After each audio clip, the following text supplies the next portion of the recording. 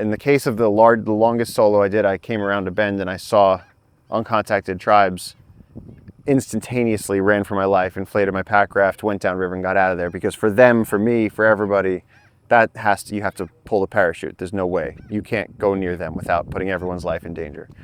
And then at that point, the only thing that I cared about was, seeing my family again, getting back. And then it became an incredibly clear thought at that time. I said, there's no reason for this. We should go home. Yeah. It's like when you're on the top of Everest and a storm blows in, you go, okay, the mountain's not important.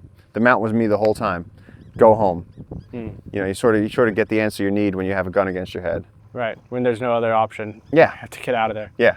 God, that must have been terrifying. Was it did the adrenaline kick in, or was it fear at first? No, and it was just later? pure fear, because the stories that you hear of people getting shot are so brutal, and they don't care.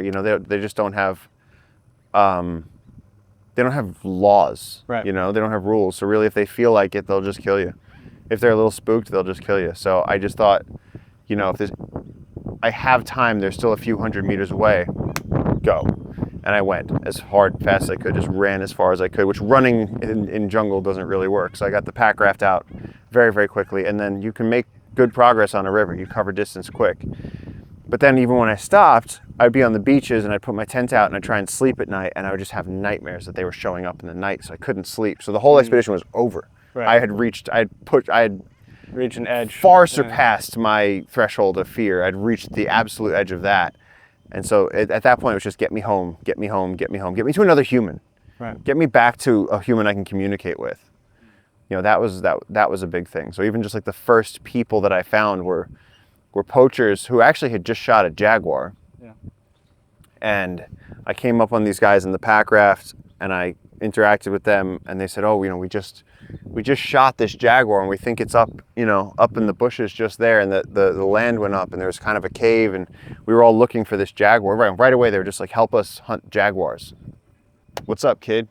Help us shoot animals. Why were they hunting the jaguar? Like for the pelt? They didn't explain that. They just saw a jaguar and shot at it, and then once they shot at it, they wanted to get it. And I ended up face to face with this jaguar because she was hiding in this hollow in the cliff. And I moved aside some vegetation. I came face to face with her and she just looked at me. She looked at me straight in the eyes.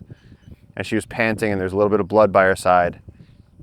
And you could just, interspecies, she just went, please no. And I just put the plants back. I went, not over here. Let's go over there. And we just left her over there. So she was injured. I don't know if she was going to make it, but at that moment, I helped her to not get found by the people hunting her.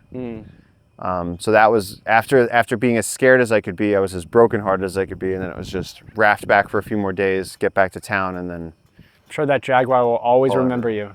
I hope so. Somewhere out there's a jaguar just thinking of Paul. She's still out there. Yeah.